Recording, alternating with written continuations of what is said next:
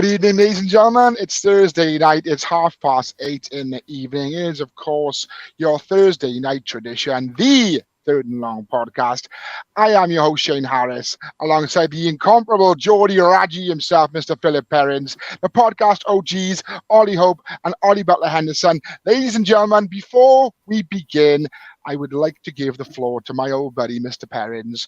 Just a quick couple of words on those Geordie Magpies reaching the Champions League, because he has been insufferable since Monday. Mr. Perrins, the floor is yours. Tell me, mommy, ma, I'm not coming home for tea. Order that. He's not realised yet. The thing is, he's really heartbroken when United leapfrog him, isn't he? Thank you, Phil. Well, I hope you got everything out you need to get out. And we're deadly in attack. We're the most united team in all the land. Apart from about How we. Anyway, gentlemen, Right. so shall we roll on? Yeah, let's crack on. Actually, talk about the proper game of football, not the ones that are rolling on the ground like Anthony is at the moment. Yeah, let's pay tribute to the one, the great, on and off the field, the Cleveland Brown legend that is Jim Brown. I'm sorry. Did you just call Jim Brown great off the field? On and off the field, he did a lot of civil rights work. Yeah, but I think he had a few issues off the field. Yeah, well, we don't talk about them ones. We talk about the ones where, you know. Well, I just hope genuine. His legacy isn't tarnished by what happened off the field, because some of the stuff he did. Well, the field we won't talk incredible. about that bit, because, you know, what he did, his civil rights work was second to none. You know, so yeah, he's a great leader for, you know, the black community back in the 50s and 60s. You know, he speaks out about racial issues in the 50s, civil rights movement growing. He was part of Muhammad Ali and all that lot as well that is involved with the black athletes coming through. So, you know, that side of it, second to none, absolutely superb. I believe he was the guy that organised the Cleveland gathering of black athletes, didn't he? Can't remember his name. He was, yeah. Yeah, I think the Cleveland Summit. That's it. I think when it comes to like American culture and American sports culture, especially surrounding like black athletes, you got like Jackie Robinson, who was like a famous baseball player that was one of like the first African Americans to actually break into the MLB, and you have like Muhammad Ali, who's like a very, very famous documented kind of like athlete who stood up for for what he believed in. And the same with like Jim Brown. I mean, he was an amazing on-field player. I mean, across his 9 years, he ran for 12,000 yards, and receiving as well, he ran for nearly 2,500 yards. He was an absolute beast when it came to his position in that time period. And we often throw out in the NFL, especially in modern times, a legend or a great, but Jim Brown is literally on that Mount Rushmore of NFL players. Like, if you want to like stack it up of like, you know, some of the GOATs, Tom Brady, Jerry Rice, Jim Brown, they're there. And I was listening to somebody saying that, and they said the only person they think that was on the Jim Brown level of like greatness and domination was Jerry Rice. Yeah. No, didn't even put Tom Brady up there. Yeah. I mean, we're just saying off air as well. I mean, it wasn't just like as him being a massive athlete and star for Cleveland, but like as soon as he retired in 1965, he went straight into TV and film. I mean, he starred in The Dirty Dozen. I mean, then he starred in different TV shows, like I mentioned earlier about being in like Police Story. He was in Chips, Knight Rider, TJ Hooker. He was in the A-Team. He starred opposite the great Arnold Schwarzenegger in The Running Man, which was one of my absolute all-time favorite films. He was in Mars Attacks, a Tim Burton film from the mid-90s. He was in Any Given Sunday. He was in Small Soldiers, and we were talking as well off air that he was in Draft Day. So he's always been in that pop culture kind of like mantra in America. And I said as well, like in 1983, Al Davis tried to bring him out of retirement to get him to play for the LA Raiders because they hadn't long moved into LA because they wanted him to be the first Hall of Fame player to come out of retirement to play for in the NFL, and he was so close to doing that, but he was just a massive star. It would be the equivalent of Eric Cantona coming out of retirement to come and play for Man United now. It's that kind of like equivalency, or Drogba coming out to play for Chelsea, or Shearer coming out of retirement to come play for Newcastle. That's the kind of levels that we're talking about. Phil, we're supposed to be talking about Jim Brown, not your dream. But I'm just trying to apply it to our listeners. Especially for instance, like especially since some of my students that I know are listening tonight or will listen when it's on download, we know who Jim Brown is. But like for a generation of teenagers or newer football fans, they're not going to know the level of impact that he actually had on the sport that we love. So just a bit of context. I'll just read through his achievements, shall I? He won the Super Bowl in 1964. I'm not sure if it's called the Super Bowl there. 3-time MVP, including in his rookie year. He also won Rookie of the Year. He was 8 times first team All-Pro and was 1 second team All-Pro, 9 Pro Bowls, was the NFL rushing yards leader 8 times. Bear in mind, he only played 9 seasons. He was the 5 times NFL rushing touchdown leader. He was the NFL scoring leader. He made the 60s All-Decade team. He made the 50th anniversary All-Time team, the 75th anniversary All-Time team, All-Time team, and the NFL 100th anniversary All-Time team. He's also had his number retired by both Cleveland Browns number 32 and Syracuse number 44. And he's in the Hall of Fame and the Cleveland Browns Ring of Honor. Yeah. So he won the NFL championship in 1964. The Super Bowl didn't come into effect until 67, which was the first Super Bowl. But yeah, I mean, still to have that achievement, to have 2 teams retire your jersey from football is second to none. It's something else. He ran in just over 12,300 yards, 106 rushing touchdowns, 20 receiving touchdowns. He was the old school version of a receiving back, what we see nowadays, and has that kind of stuff. He is a brilliant, brilliant player.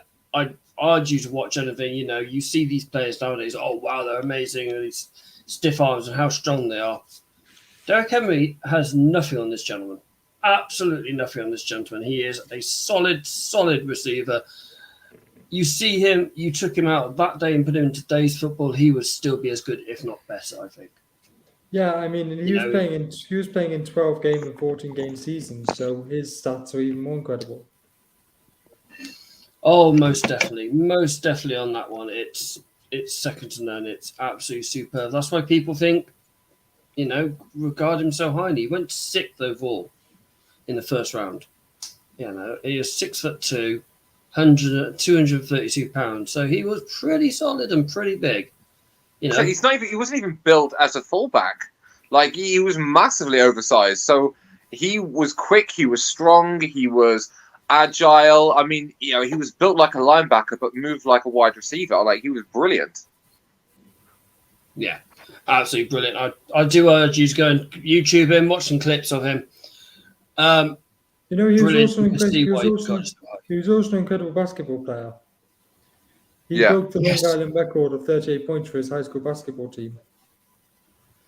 He's a fully qualified lawyer. He's a lacrosse star. Yeah, look, apparently lacrosse was actually his first love. It's crazy, isn't it? Yeah, and he's had carved out this outstanding career, in what was his second sport, effectively. Yeah. He shows how intelligent he is. He's a qualified lawyer. Shows how intelligent the gentleman is. But yeah. Yeah, I can't say much more than everybody else has already said. All I can really say is to have your jersey retired at any team is an incredible achievement. Nobody at all in the history of the Browns organization will ever wear number 32 again. And I think that's a testament to how good Jim Brown was. So our thoughts and prayers are obviously with his friends and family at this hard time. Rest in peace, Jim Brown. Yeah.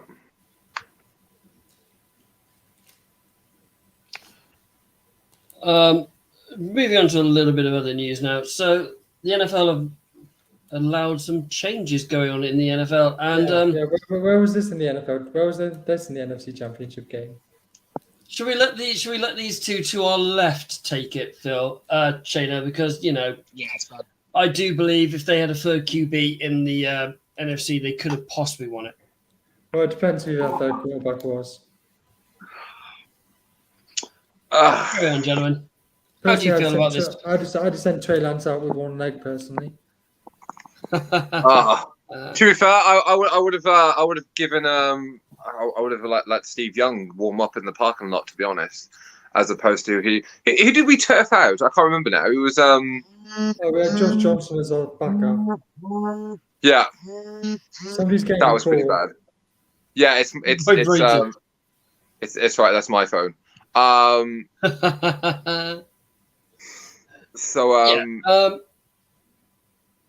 Right, let's put this in context. So you effectively have 54 players on your roster now going into the games.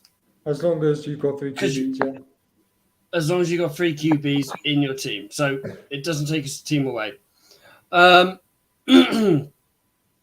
It's an interesting because you're going to have, how often do 2 QBs go down in the game that totally wipe them out of the game? I can't think of it previously, prior to the NFC game. Dave said this rule. I remember the last time that it happened. Does no one else remember when it happened? Because I, as soon as it happened to us in the NFC game, I remembered where it happened last time. Any given Sunday, Willie Beeman. Yes, of course. Of course. It literally happened. It literally happened. Yeah. Just going Dennis Quaid went down, and I can't remember who the backup was, and then he went in for one play, got injured, and Willie Beeman went in. I tell you who the backup was, Phil. Tyler Terabini. There we go. Yeah. Just going to Dave's point, that the rule is to favour the 49ers because of the Purdy issue. It's not, because that's happened now. It's not like they went back in time and changed it. It's like the Tuck rule. It's like it's so unlikely to happen to us again. I don't think it favours any team. No. So I understand I know where he's coming from. He's saying like, if it happens again, it's going to favour the teams like the 49ers because you are then having a one-armed quarterback go back in to try and throw a ball, or literally, rephrase that, hand the ball off to McCarthy. And that's what effectively ended the game because of that situation. You're going to have one guy out with concussion. You have the other guy who's injured, who's unable to throw the ball. But if you've got a third guy to come in who's able to throw the ball, it keeps that playbook at least a little bit more open. It gives you throwing options, passing options in. So it gives you that one. It keeps the game a bit more open. We end up having McCaffrey a quarterback at one point. Yeah. High school quarterback, isn't he? Was it bring it at some point. Jawan Jennings a high school quarterback as well? I think Juszczyk was. Yeah. You'll see a lot of NFL players were quarterbacks at some point during their career. Yeah. Because it helps your football mind, doesn't it? Yes. Yeah. Right, let's call a spade a spade, right? Football Let's call a spade a spade. If they didn't feel like they could play the position, they wouldn't be playing the position. It's the same as penalty takers in football. If you don't think you can take a penalty, you're not taking one. I love taking penalties. Dave. I never took a penalty. Come straight in with Jules. So Jules was actually still at Penn State. He was drafted. He was drafted as a quarterback, wasn't he? He went to the draft as a quarterback, but when they called him out, it's Julian Edelman, Penn State wide receiver, or Penn State wide, or however they call it. So he was classed as a wide receiver, but Belichick said, "I don't know what I'm going to do with you." So Jules played everywhere. He even played in secondary as well. Yeah. Against the New York Jets, he played in the secondary, and I bet Dave can remember that game because he was absolutely superb that game. But going back to this situation, I do like this because from a fan's point of view and a neutral's point of view going into that game, as soon as your backups quarterback went down, so your fourth quarterback of the season went down, that game was over. Yeah. That ended the tie. If I'm honest, I think the game was over when Purdy got injured. Yeah. and the whole team knew. Like, I mean, you just felt the whole squad, like offense, defense, special teams, all just go. Like, there was no rallying. There was no, like, come on, guys. Yeah, let's do this. Like, the 49ers momentum since Brock Purdy coming in. And, I mean, I know it's been a while now, but, like, when he came in, he steamrolled and he went on that undefeated streak. And there was legit hype around this. Like, Brock Purdy was going to take the 49ers to the Super Bowl. Maybe this is the guy that the 49ers have been looking for since Shanahan and Lynch has been there. And then when he went down, the team went down. Like, there was no Steve Young coming in or Tom Brady coming in. That was it. Yeah, and, Oh, bloody hell! As well, when Mac went out injured for a couple of games and winning like 2 plays, I think Zappi had to come in for Brian Hoyer against Green Bay. So it's that same kind of thing, Don't start Dave on the Zappi train again. Yeah, I need to forget about that one. He does actually say he's remembered. Oh, he's got the shorts on again. Yeah. He remembers the Jaws playing in secondary. Yeah, he's got shorts on again. I do like this rule, and I think you don't want to see games where it's literally, the quarterback can't play. Let's hand the ball off again. Let's hand the ball off again, because defense is just going to pack the box and go, yeah, okay.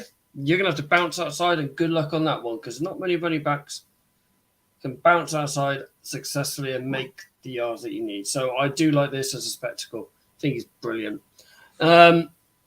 I'm going to go to the Thursday Night League afterwards. I really don't like this new one. Like the teams, as they call a fair catch from the kickoffs, they instantly start on the 25-yard line. I really, really, really hate this one. Hate it. I don't like it, but I don't hate it as much as you do. It's let's play flag football is going to end up at this rate. If they keep going down these type of rules. Yeah, I agree on that. Player safety and all that as well, and all this as well. But I mean, you talk about player safety. Talk about player safety. Look at the Thursday rule. I love that. Tell us the Thursday rule. Are you on about the Thursday rule or the Thursday rule? The flexing the game to Thursday rule. We'll talk about that in a minute. Yeah, it's. So Dave says I'm not going to make that much difference. I think it's going to make a lot more difference on punts than it is on kickoffs. Yeah, because people are just going to go, okay, punt. I'm on the 5-yard line, fair catch. I can go forward 20 yards. Yeah. I guess it's going to increase the scoring. I guess it's going to go down that route. I really like, pinning people back on the 2. Oh, that's not going to happen now. That's what I love. I love, yeah. Because I love doing that. I love doing that on Madden anyway. Yeah. When you pin people back on the 2, you're like, yeah, come on, let's go get a safety now. But now, rather than I hope it's going to be in the end zone, it's I'll catch it and call a fair catch because I'm going to go forward 23 yards. Yeah. Right. In all honesty, right? Like I think this rule is being used under the guise of player safety, and I think it's for something else. As Ollie said, if it's at the 25-yard, it's easier for teams to score points. More points mean high-scoring games, means more excitement, brings more fans in, generates more revenue. Yeah. So Dave just said, so if you fair catch at the 1, you go to 25. Yes, I believe that is the rule. Dave. Yeah. That's what it sounds. That's the reading of it. How I've read, it does sound like. I mean, obviously we'll see it in preseason in about 3 months, 2.5 months. Yeah. 2.5 months. So we'll get an idea of how it works then. Dave says that's rubbish. I agree. It is. It's a shockingly poor rule, and I don't like it. So this one I do like, the Thursday rule. I don't. Means during the end of the season they've got to give them 24-day notice. 28 day notice. 3 weeks notice. 28. It's 4 weeks, I think it's 28 day. So they get plenty of notice on that. But yeah, so Yeah, I love that. I think it's really, really good. I think like because Amazon should make do with what they're given. yeah, but the reason I like it is because okay, for say we had, for example, I know it's not going to happen. Bills Chiefs were meant to play 1:00 on a Sunday, and we had Texans Panthers playing on Thursday Night Football. Wouldn't you rather have, not for us obviously because we're Sunday night, but for Americans it makes better to have a Thursday night game where it's going to mean something and have something like that than just a meaningless game on the Sunday night that's going to probably even might select the second or third or fourth pick in the draft. Sorry, Texans or Panthers fans. It just makes more of a sense. And Phil, why are you flicking the V's at me? I'm not. I'm scratching my face. Yeah. That's what I like about it. It means it's better games for Thursday Night Football on the American fans. Yes, it's crap for us because it takes up the good games on a Sunday. But for the American fans, it's really, really good. It means you get a better Thursday Night Football. I mean, Ollie, you've watched Thursday Night Football over in America. I've watched Thursday Night Football in America. Sometimes you have some drab games. Some drab games are like 8 o'clock at night, and it's like Cleveland against Pittsburgh. Al Michaels made his feelings pretty clear last season about what he thought about some of the Thursday Night Football games. Really? Yeah, he nice. He was complaining a lot towards the end of the season about some of the games they were given. It does show his passion for the sport, where he's getting paid the same regardless, but he doesn't want to watch dumpster fire teams that are tanking for the first pick in the draft. I mean, I actually missed Thursday Night Football last time I was in American football season, because I landed on Thanksgiving and the games had finished by the time I got to the hotel. Oh, that's a bit crap. That's not good planning on you. Oh yeah. Yeah, I mean, I think it's good. I'm seeing it from an American point of view, being an American's fans being in America. I think it's really, really good. And the NFL want better games to get better coverage to have it like that. And I do think Amazon kind of kicked off a little bit about it. So, well, they did pay $6.05 billion for the rights. Yes. Yeah. Oh no. That was it was $1.05 billion. $6.05 billion is how much the Broncos or Commanders cost. Name redacted got sold for. Well, it's nothing's come forward about that name yet. Yeah. I just generally like it. I really, really, really do. I think it's great. You're gonna have better games on Thursday night. Let's put it that way, especially towards the end of the season. They're gonna have games that actually mean something. Not, well, this is for the 10th and the 8th pick and draft. Who's gonna get it? Good luck. You're gonna get what effectively is playoff games, possibly in December, which is what we all want.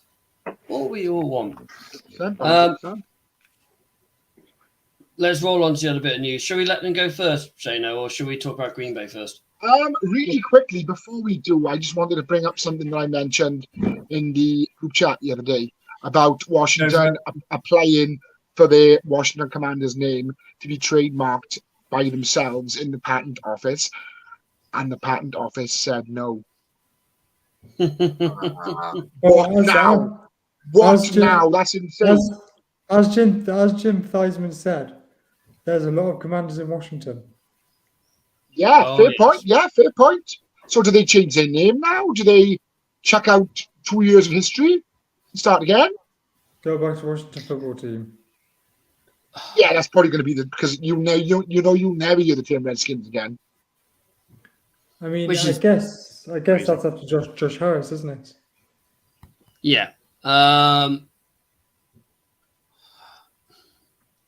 If I would, I would just go. Let's take it. Why do they have to change it? Why are they being made to change it again? I've missed this story, so I apologise.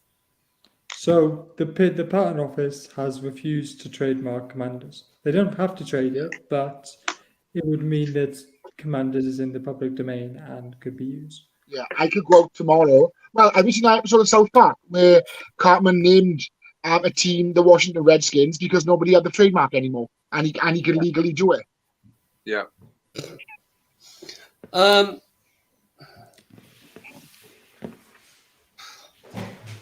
It's just, opinion that one. it's What's just your Washington, isn't it? It's how Washington work. Phil, that's a lovely pussy you got in your face. It's true. Right, it's my telly. She wants to get involved. She hasn't seen me all day. Okay. So yeah, I absolutely. If you haven't, when you're reading, he is playing with his cat that decided to sit on his lap. If you're on Spotify right now. Before you say anything, we can see him. You lot can't, which makes it even funnier. It's just Washington, isn't it? It's over the last 5 years of Washington. You know, the name change, the harassment, the anything that's illegal that's happened over the last God knows how long. Dan Snyder's touched or been involved with stadium collapse. Did you enjoy that, Dave? Dave, that's 100% true, by the way.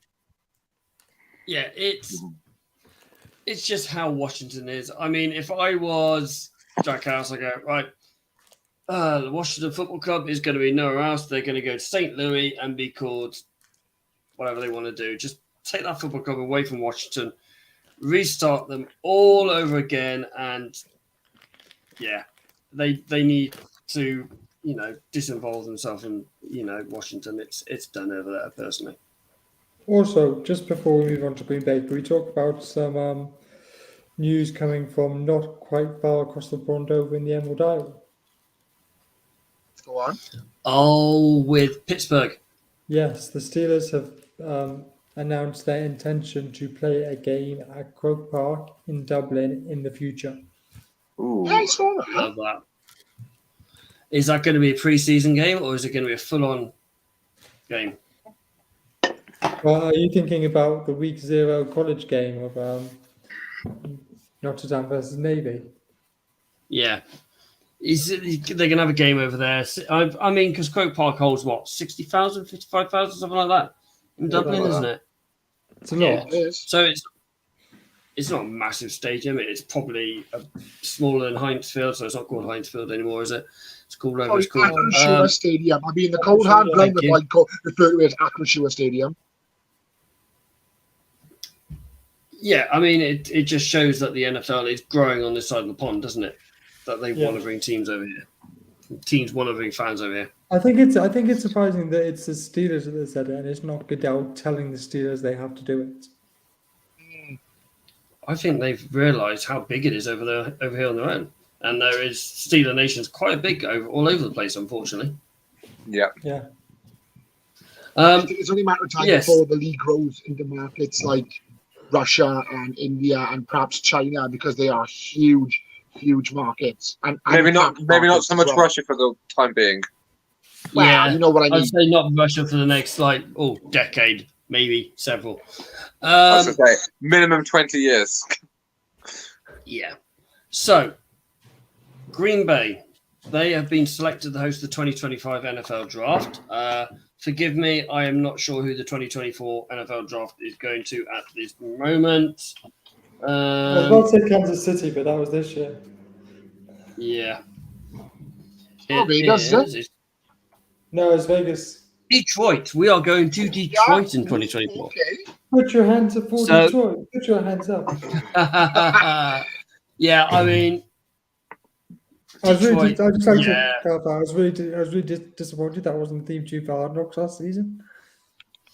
I'll be really disappointed if they don't get Eminem to read out an Detroit Lions pick. Yo, we're the first and all this nonsense here, you know. Our first pick in Yeah, the draft I mean- is the real Slim Shady. It is Caleb Williams. Word. No. But I reckon if he, I just like to clarify. I reckon if he had a pick, his knees would be weak and his arms would be heavy. yeah, it'd be good, wouldn't it? Fuck.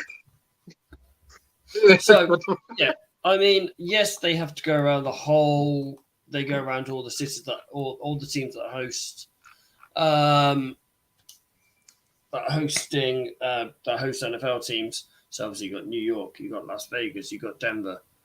But come on, it's Green Bay. It's gonna snow in April. It's the middle of nowhere. I don't think it has the infrastructure for it. And No. I don't think it has the space, to be honest. So Kansas held just under 300,000 over the 3 days. Yes. 300, just under 300 fans came to Kansas over the 3 days. 300,000 fans. Yeah. Yeah, you said 300 fans. Big difference. I said I meant to say 300,000. Okay. Man City's having attendance. Yeah. Yeah, Dave seems to think they'll go for summer indoors. Yeah, I think that you're probably right on that one, but I just don't think they're there's losing. anywhere indoors. There's anywhere indoors that will hold enough people. No, unless they're going to go. I mean, they can't exactly cover Lambeau, can they? Especially in Green Bay. Yeah, it's crazy, and it just doesn't make sense. I mean, Kansas, they had that massive park, and it was almost like a massive festival because obviously they had Fall Out Boy, they had Motley Crue, and they had someone else playing there over the 3 nights. Superb. So you can have that kind of thing, but he's going to be in Green Bay freezing the nads off on a Friday night, Saturday night, Thursday night. Yeah. Do you know what? I was actually talking about this earlier because someone that I work with, we were talking about like holidays, and she is like a proper sunshine girl, and she was talking about like she wants to go like somewhere sunny and hot, and there's me going like actually my ideal destination would be like Iceland because it's cold all the time. Oh, I would go to Green Bay. She did as well. Like a great holiday would be Green Bay for the NFL draft because it's cold. like cold and football is like my bread and butter. So I mean, and then at the same time, it's going to be like the anniversary of when it was first christened Super Bowl or Super Bowl I, which would be like the first Green Bay triumph. So there's a lot of historical kind of like nuance around it. It's like the Eurovision next year being held in Sweden, which would be the 50th anniversary of when ABBA won it. So I can kind of see the NFL because they really love their anniversary kind of things. Yeah, absolutely. Like even I mean, Ollie talking about us very ignorantly for a second, but like every year when it's the catch, 49ers Facebook and social media was all over the place. Hell, when we did This Week in Football, I had a whole 30-minute segment about a 5-second play that happened before me and you were even born, mate. So it's the NFL love this kind of stuff. And I mean, do you imagine next year during like the NFL draft in Green Bay if they roll out Brett Favre? I don't want to say too much because I don't want to get sued. I can just see like running up on the stage and announcing his retirement. Yeah. But like, they could wheel out Jordy Nelson. They could wheel out. Oh God, he was the guy. He was the head coach in the 90s that won them the Super Bowl. He was the 49ers OC. Is it Mike Holmgren? Yeah, no, Mike Holmgren. No, not McCaffrey. I think it was Holmgren. You're like big mustache guy. Yeah. So yeah, I mean, there'll be a lot about it. I mean, that's all going to be. It won't be obviously Thursday night because Roger Goodell has to walk out and announce the names and give them all big hair, bear hugs, and hold the shirts and stuff like that. But yeah, there's going to be a lot of patio heaters sold that year. Quick question. Weird scenario. The 4 of us get drafted. Like, that's a fantasy scenario. We get drafted into the NFL. Some of us, we get drafted for our teams. Other people, like Shane, I can imagine the Steelers drafting you out of spite. Like, but like, would you give Goodell a big hug if he drafted Yes. first round? Yes. Yeah. I mean, he's done nothing wrong to me, so I'd give him a big fat hug. I'm just a Brit that loves capitalism. You know what I'm saying? Who was it? I'm not sure Roger Goodell would understand it if I said, "All right, Roger, how's it going, bud? All right." Yeah, I literally I'd do anything for Roger. Dave says no. Then kick him in the balls. That's such a Raider thing to say. That is legitimately such a Raider thing to say. We hate the NFL. Dave's Patriots Al fan. Davis. Dave's a Patriots fan. Is it what? Is Dave a Patriot? I thought. Wait, who's the Raiders fan? John. Oh, sorry, Dave. Oh, Hold on. Oh no, Dave! Oh, they banned Brady. Oh,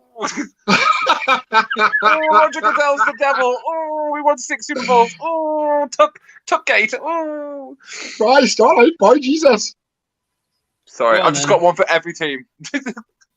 Are you going to win the Super Bowl in your own stadium in 2026? No. Yes. Yes. You can't say that now. You've got 3 years yet. Look at how many 3 years.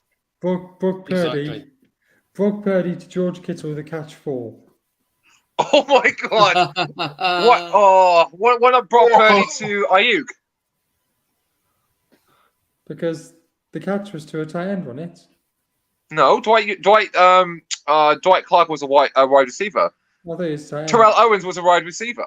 Just The write it. catch free was Vernon Davis from Alex Smith. Yeah. Dave, Yes. I hate to break it to you about the new commish, but Jim Irsay's come out and said that they're going to extend Goodell through to 2027. Yeah, I was about to say he's got another 4-year contract, hasn't he? You think? I personally, I haven't got any issues with Goodell because he's bringing more games over here. Brilliant. I Love think that. they're doing a good job. I mean, if you Um, think about it in the grand scheme of it, sorry, before we move on. All right, when people get really, really arsy with Goodell, you have to keep in mind that the 32 owners of the 32 NFL teams employ him. So they're obviously happy with what he does. Okay, so it's not necessarily like over here where like Richard Masters is in control of the Premier League. And he is just hired because of that particular role. The owners of the teams don't actually employ him. He's just there because the Premier League is its own separate entity. Whilst the 32 teams in the NFL want Goodell there because he is making them more money. Why would the owners want to get rid of someone that's making them more money? Now, the only one that probably has a bit of an arse with him is probably Snyder. But even then, I would say Goodell and the NFL have bent over backwards for him in the last 10, 15 years. So it's not even like he has anything to really, really shake a stick at. But Goodell makes the league money. Goodell brings more awareness than ever before. I mean, let's think about it. When I was in high school, if I wasn't a fan of the NFL because of my parents, it wasn't a talking point. And it's only when I started when I went to university and like the London games were coming over and I was playing uni ball, and I see much more as a teacher in a high school. Kids are more aware of the NFL now than they were when I was in their shoes. Agreed. Yeah, Completely. but that was like 50 years ago. So, Mate, I'm 31. What are you playing at? Like 50 years ago. 50 years ago. Yes, Ollie. Yes, Ollie, I love it. You got to drink one minute, why? I'm the second youngest on this podcast. Shut your mouth. I got a bite. I hate you, man. I actually you started making me go like almost Geordie then. Like I was like, oh, I hate him, man. Mate, you went full on Jordan. It's when I get annoyed or excited. That's when it comes out. I'm like, ooh. Oh God. Yeah. So so going back to you, yeah, you're not going to win the Super Bowl in Levi Stadium in 2026. Yeah, but we have more chance than the Patriots and the Ravens combined. Oh, he's got a point. He's got a point. He's got a point. Phil maybe back in the 1980s, and I think it's different now. I don't know what he's on about with everyone's Dave. So could you elaborate? Would you think it's different now? Yeah, Dave, what are you talking about, man? What are you talking about, man? Like, I think he was talking about how you were talking about the NFL being more visible now in the UK than it was. It 100% is. Consider it was a niche sport on Channel 4 in the 80s and 90s, and now you have mainstream shows on commercial TV on BBC and ITV. You have podcasts like ourselves, but also ones that are have more funding behind it. You've also got primetime television on Sky Sports, which is the world's leading premier sports channel and sports network. During the NFL season, they have their own NFL Sky Sports channel. So I think more so than ever, it's huge. It's so huge. I think Dave was agreeing with you. Oh, sorry, mate. I just went on. You went on a bit of a tangent then, but not only that, they've got 3 terrestrial TV channels. So they've got Channel 4, you still show it. Yeah. They've got Channel 5 that shows something. And the BBC and the BBC show something. Yeah, and Talksport also Talksport have live games on Sundays. Like it's Yeah, Talksport yeah. too. Yeah, usually With the Nat Niners. Coombs, I think it's still Nat Coombs that does it. Yeah, usually No, the it's someone else. Niners. But yeah, all Jets. It's something like the Niners had like an 11-game deal with them last season. Yeah, the Jets had quite a few games as well in them last Oh, yeah, season. Yeah. 'cause every I time listened we to were the Wembley, Jets were going on the back from radio. London once. Jets versus Yeah, Steelers. and me. Yeah. Whose family actually owns an NFL team as well, who also owns Fulham Football Club? TK and Shad Khan. Yeah. Yeah. Well, and don't forget the Leeds United owners as well. They're also partial to the 49ers. I didn't know that. The Glazers are Man United, probably in the Rams. I omitted them on purpose. Glazers and Bucks. Kroenke. Kroenke is also in Rams. Didn't Liverpool's owners? Didn't they? Yeah. No, Yeah, no, well, that's Liverpool yeah. owners still. Yep. no, that's Yeah. that's it. No, but they do have a share in one of the NFL teams. I can't remember who it is off the top of my head. So the next 3 years, Super Bowl wise, we've gone off topic again. We've got obviously in Allegiant Stadium, Las Vegas, 2024.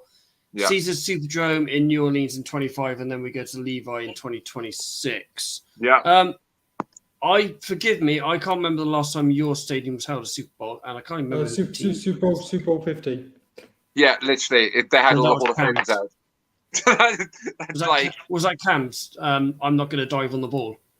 Because the Broncos won. Yeah. In my opinion, one of the best halftime shows ever of Coldplay.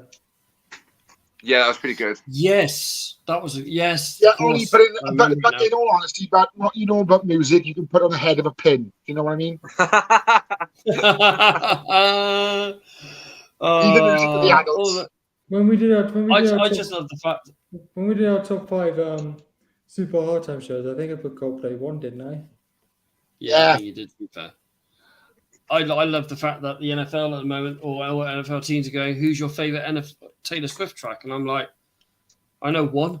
And that's only Blank Which one's Space, that? that's a banger. Yeah, that's the only one I know because it was covered by I Prevail. You must. There you go. I reckon you know I more love Taylor Tay-Tay. Swift. I reckon you'd love more. You know more Taylor Swift songs if you heard them. You know, Probably, but I listen to Radio X, mate. So I'm listening to proper music. I knew you were trouble. We are never getting back together. Love story. You belong with me. To be fair, I bet Ollie would know more Avril Lavigne songs than Taylor Swift songs. Probably, to be fair. I love how Ollie just tried to mute me, but forgot that I could unmute myself. It's me who muted the phone, Anyway, so welcome back to the Taylor Swift podcast. actually. Yay! I love the Taylor Swift podcast. Oh my god, she's so awesome. God, that's quite scary. Yeah, so What? the last time was 50, so it'd be 6 years ago, 4 years ago now? 4 years ago. Yes, it was 57 this year. Wait, is Oh, the yeah, 49ers going to host? Are the 49ers hosting Super Bowl 60? No, I think it's 61. Oh, okay. Oh, okay. That's not as cool. So yeah, obviously then we got Las Vegas, which I think is the most beautiful stadium. Oh no, hold on. It Yes. should be. Yeah. Oh my god, yes, Hold yes. on, no, yes. it's 60 because yeah, it is 60. Yeah. Is it going to be like what Vince McMahon used to do with WrestleMania? Like every 10 years it'd be at the Garden. So like every 10 years it's going to be at Levi's. So I hope not. To be fair, they can only choose stadiums in the lower half of the country and or domes. And there's not many. And there's not many. Somebody's up come north up that are saying domes. Keiko has come up saying, "Oh, the 1989 album is class," and I agree with that. Oh yeah. look. I know we don't have many fans, but you can't be bringing your Tay nonsense in here. But you know what I mean? Thank you for joining in, though. I mean, Yeah, appreciate Yeah, I mean, I'm more of a feeling. And next week's episode of the Third and Long podcast, our special guest is Taylor Swift's lookalike. Boys, I will say, right, M&T Bank has never held a Super Bowl, and unless it gets seriously renovated, I don't think it will. Same with Gillette. same as Gillette. It needs a roof. Then they put like a massive No, screen, but they haven't decided to put a roof. Only proper stadiums hold a Super Bowl. Stadiums in the south. I No, wouldn't say proper. none of those tin pot stadiums in the northeast. Yeah, so this reminds me that the Bills aren't putting a roof, even if there's a retractable roof on the renovation Bullshit Park. Can we not go into this debate again? We've already had it like 3 times. Yeah, I get it. Yeah, so we've kind of gone off tangent. We haven't talked about you guys talking about winning the Super Bowl in your stadium in 60. Well, don't worry, we'll have enough time for that in 2026. I can't wait. I can't wait for that episode. I'm bloody well. It'll be like I told you so 3 years ago. Can we like record like what's the date on this? So the 25th of May 2023. When we come back to it, we can find it in the archives and just throw it into Shane and Ollie's face. I want to announce 2 things that we've got coming up in the next few weeks. So next week we are going to do our first ever power rankings as a podcast.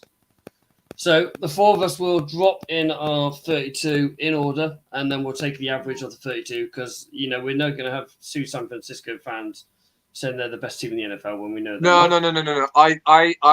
I already am pre-calling who I think is going to win the Super Bowl next year. I think the 49ers will be in the top 5 best teams in the NFL, but I fancy a different team to take it all next year. Spoiler alert, it's not the Chiefs. So yeah, I've got that. We've got that coming on. Starting from next week as well, we are going to do on Twitter some polls of the best stadiums. I've got a knockout thing going on. So the winner of the best stadium, who we think, whether it's all on Twitter thinks, will be announced probably in about 3 weeks' time when we get to that. So that'll be known as the best stadium. Levi. So we've got them coming up. There is going to be a show when Mr. Hope is going to be interviewing myself and Mr. Perrins about our playing days. Yay! Mr. Harris is going to be getting involved in that. That's a week away. What are you going to do? That's a week away. Okay, so yeah, so fair enough. So we talk about our playing days. I mean, I'm sure you've got some hell of some locker stories and some away day stories as well as I have. And also in August, me and Shane are doing our live cast of when me and him meet for the very first time in person. I can't wait. It's going to be awesome. Yeah, it's going to be legend. Wait for it. Dairy. Okay. The body stinted into the podcast. Phil, we should have liked us when we met for the first time. That's true, but we haven't. Oh shit, we didn't even have. Oh, I shouldn't swear. We didn't even take a picture. So when the 4 of us actually meet, we need to actually full on take a picture that we can put on T-shirts and greeting cards and our new business cards. Yeah. Greeting. Hell yeah! Right, I've got a load. Ladies and gentlemen, with this mug. Whoa! Before we go, just a quick one. We've all heard of obviously a legendary journeyman quarterback, Josh Johnson. Yes. He's back in the Ravens, isn't he? Who did he sign for this week? Baltimore. The Jets. He did indeed come back to the Ravens for like the 14th time. So he's our 3rd string for this year by the looks of it. I think he's been to the Niners 3 times. He's that smart. I've never seen anything like it. I want to say, Josh you McCown, reminded me about the Jets. That's somebody like it. Him. I am so glad that the Jets have taken a punt, no pun intended, on Matt Arizona after that horrendous incident. The accusation was made about him that ruined his career in Buffalo last season. I'm so glad that he's been given a chance to try and resurrect his career now. I absolutely love that. Yeah, and I wish him all the best luck. Rap Sheet said he's going to try out with a lot of teams. Yeah, he'll be back. And he's a 5th round pick for crying out loud. Ladies and gentlemen, it's been a blast. As always, we will be back next Thursday live on Facebook, YouTube, Twitter, Twitch, whatever I can be bothered to put it on. Ladies and gentlemen, good night. Stay safe.